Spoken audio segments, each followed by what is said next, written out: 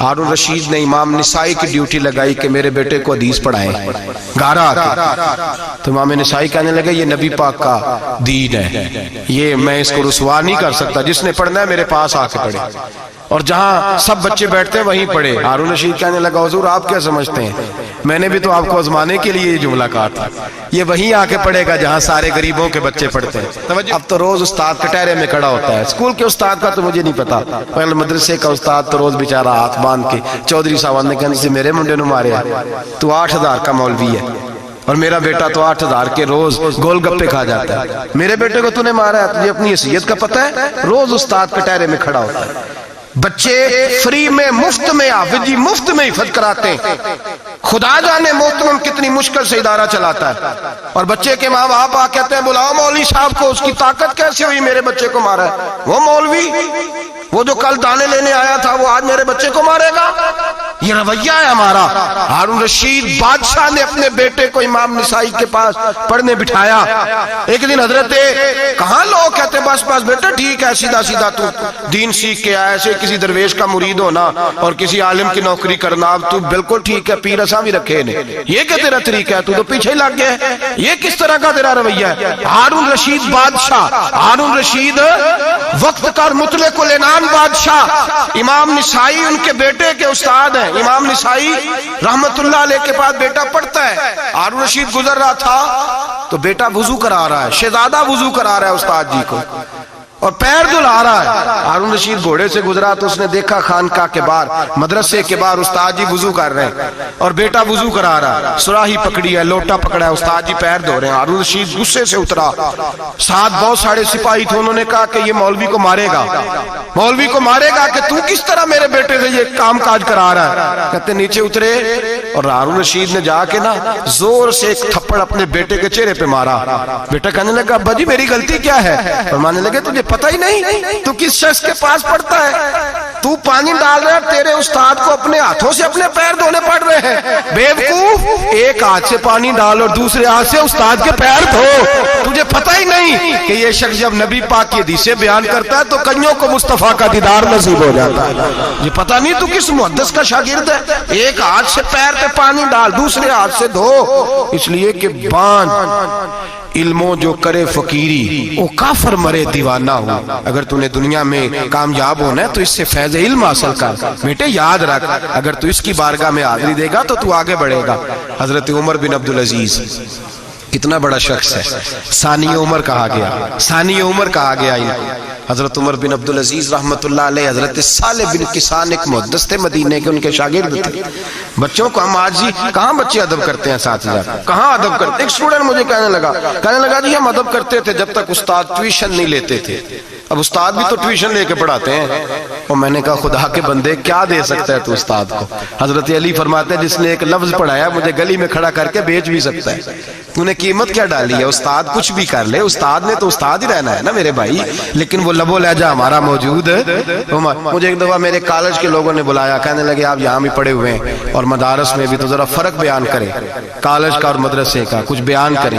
میرے ٹیچرز بھی تھے بہت سارے, تو میں نے کہا معذرت کے ساتھ یہاں تو بڑا مشکل ہو جائے گا بات کرنا, لیکن ایک جملہ میں نے مدرسے اور کالج میں ایک فرق محسوس کیا ہے. ہمارا مدرسے کا طالب علم آج بھی ہمارے جوتے اٹھا کے آگے رکھتا ہے, وہ آج بھی استاد کی موٹر سائیکل کو ٹاکی مارتا ہے, آج بھی صاف کرتا ہے. ہمارا مدرسے کا طالب علم آج بھی استاد کو پشت نہیں کرتا, لیکن کالج کا طالب علم پوچھتا ہے اسلامی اطلاع آیا ہے, انگریزی والا آیا ہے. میں نے کہا اس کے تو لب و لہجے میں ادب نہیں ہے. اس لیے میں نے دونوں جگہ وقت گزارا تو میں سمجھا ہوں بڑے حالات خراب ہیں مدرسوں میں بھی. اب وہ کیفیت نہیں رہی جو بزرگوں کی تھی, لیکن پھر بھی اگر ادب ہے تو مدارس میں ابھی بھی ہے, ابھی بھی خانقاہوں میں ادب ہے, یہاں ابھی بھی خیر کی توقع موجود. وہاں سے تو رخصت ہو گیا, وہاں تو معاملہ اور طرح کا ہو گیا الا ماشاءاللہ. حضرت عمر بن عبدالعزیز جناب صالح بن کیسان کے پاس پڑھتے تھے, اسٹوڈنٹ تھے, اور پھر بعد میں آپ ان کے مرید بھی ہوئے, باقاعدہ درس لیتے تھے طریقت کا. حضرت جناب صالح بن کیسان کے پاس تعلیم تھی. ان کے والد جناب عبدالعزیز اس وقت مصر میں بہت بڑے تاجر تھے, جناب عمر بن عبدالعزیز کے والد. تو ان کے پاس چھوڑ گئے, کہا میرے بیٹے کی صرف ان کو دین نہ پڑھانا, اس کی روحانی تربیت بھی کرنا. ایک دن استاد جی نے عصر کی نماز کا سلام پھیرا تو حضرت عمر بن عبدالعزیز کھڑے ہو گئے, ایک رکعت ان کی رہتی تھی پیچھے.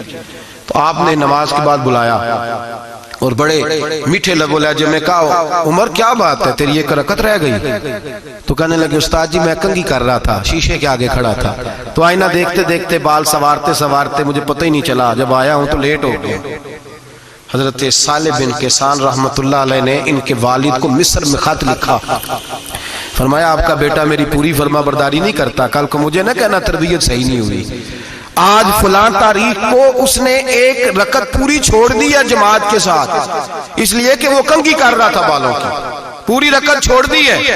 ابا جی بہت بڑے تاجر تھے پر انہوں نے یہ نہیں کہا کہ مولوی تو پاگل ہو گیا، اس کو تو پتہ ہی نہیں کیا ہو گیا، ابھی بچہ ہو جائے گا سیانا، کوئی بات نہیں ٹھیک ہو جائے گا۔ حضرت عبدالعزیز نے وہاں سے ایک شخص بھیجا پیسے دے کے، گھوڑا دے کے، فرمایا مدینے جاؤ، اور سیدھا مدینے آیا۔ حضرت عمر بن عبدالعزیز کو گھر سے اچکا، بلایا نہیں، زبردستی پکڑا، اچک کے گھوڑے پہ بٹھایا، حجام کی دکان پہ لے گئے، فرمایا اس کی ٹینڈ کر دو، نے بال کاٹ دیے اور بال کٹوا کے سیدھے حضرت صالح بن کیسان کے پاس لے گئے، کہنے لگے حضور یہ خط ہے اس کے والد کا، میں نے اس کی ٹینڈ کرا دی ہے، جس بالوں کی وجہ سے اس کی جماعت رہ گئی تھی میں نے وہ بال ہی ختم کر دیے ہیں۔ تو اس کے والد کہتے ہیں آپ ذرا ذرا سے بھی بات، ایک ذرہ برابر بھی بچے کے اندر ہم کوتاہی برداشت، ہم اسے سنوارنا چاہتے ہیں، معاشرے کو دینا چاہتے ہیں، ہم ایک خوبصورت انسان بنانا چاہتے ہیں۔ تو حضرت لقمان کہنے لگے بیٹے تو چہرہ رخسار بدل بدل کے لوگوں سے بات نہ کر، اکڑ کے نہ چل، اس لیے کہ اللہ کو اکڑنے والے پسند، تو کیا کر وقصد فی مشیک وغضض من صوتک، درمیانی چال چل، آواز کو پست رکھ۔ ہم اپنے بچوں کو میانہ روی کا درس نہیں دیتے۔ اگر کسی کے پاس بہت زیادہ پیسے ہیں تو وہ بس کہتا ہے میرا بیٹا، میں نے سارے لاڑ دیکھے ہیں، میں نے ہر خواہش پوری کی ہے، یہ تو کوئی عقل مندی کی بات نہیں۔ ضرور خواہشات پوری کریں، اگر ہیں تو کنجوسی کرنے سے منع کیا ہے نبی پاک صلی اللہ علیہ وسلم، لیکن بچے کو معتدل رکھیں، اسے دھوپ اور چھاؤں دونوں کا پتہ ہونا چاہیے۔